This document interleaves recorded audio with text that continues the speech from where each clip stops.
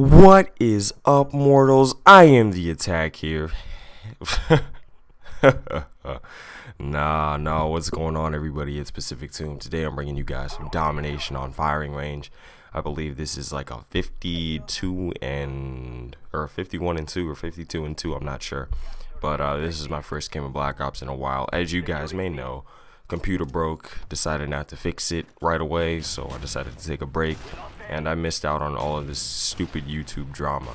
And I'm glad that I was able to miss out on it, and now that I come back to it, I was like, yo, what the heck is going on with these people? Like, I see people trolling X-Jaws, I see people trolling DJ Keemstar, I see a lot of, like, anger in the community and stuff like that, but I'm really glad that, some of this stuff is passed. Eric the Aviator hosted Call of the Community, and big ups to him for that. That is one of the best things that's actually happened in the community. It actually, got people together, and we enjoyed ourselves, and we raised, money for a charity. I actually wasn't able to participate because I wasn't playing Xbox, and I also didn't have my computer, and I wasn't going to record it, so I hopped on a couple days later, played with I Am the Attack, and yeah, that's pretty much it about that. So today I want to tell you guys a story about my grandmother, and she's not your typical Grammy. She's not even just regular at all. My grandmother was actually a gangster. My grandmother drove a cocaine white Cadillac Escalade on 24-inch rims. She was decked out in like Rolexes and like diamond encrusted tennis bracelets and stuff like that. And look at this stupid kill right here. I'm sorry, I'm going back to the gameplay. That is why I don't like snipers. I was watching the kill cam, but yeah, my grandmother, she was pretty much a G. And the one thing I want to talk about this is she had this safe, and usually people who want to keep things protected usually keep them in safes or safety deposit boxes, and my grandmother had this safe. And she died last year, so me and my family had to go up to Philadelphia, where I'm from, and actually, go collect some of her stuff, and that included the safe and move all the stuff out of her house. Now, to give you guys some detail about why my grandmother had this safe, she was my grandmother was the first black female realtor in Philadelphia. So she was a realtor, and she sold people houses, she had buildings, people paid her rent and stuff like that. So she made sure that she kept all of her documents in one place.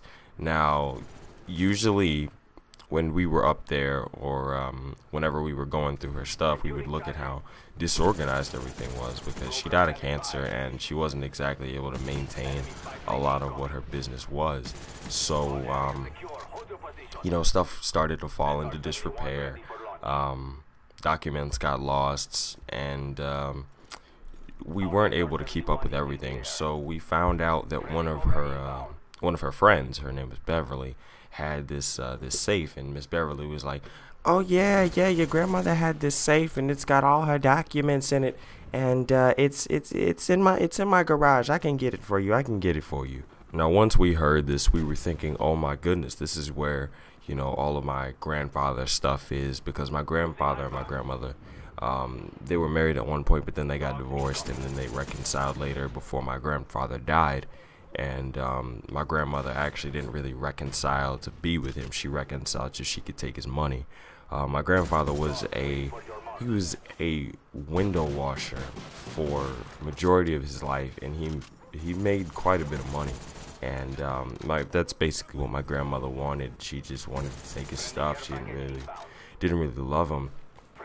And when we found that out, we're like, oh, we're thinking that her documents aren't in there. We're thinking my grandfather's stash of like 20 G's is in this safe. So we're determined to get this safe. We go through hell and high water to get this thing. I mean, my dad even flew up from he was in Miami, and then he had to go to Tennessee, and then he flew up to Philly to meet me and my mom so we could go get this thing, and find out that Miss Beverly doesn't have this magical safe anymore. And we're thinking, what in the world, where's the safe then?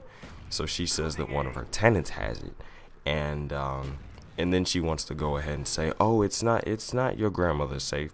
So we're thinking, you told us that it was our grandmother's safe, and then you say it's not, so which is it? So we have to go through this entire thing about getting the safe back from her. And then once we actually actually go get this thing, my mom had to call one of her homeboys from college, and we both had to go get the safe. And we're decked out in like, moving shoes and like stuff, and we have like a dolly so we could actually pick the safe up, thinking that it's gonna be really heavy. Man, we get to this lady's house, this thing looks like a cereal box. So we get the safe back to my grandmother's townhouse, and we try to open it, and then we realize that she doesn't have the key for it. And then we're thinking, could this not be hers?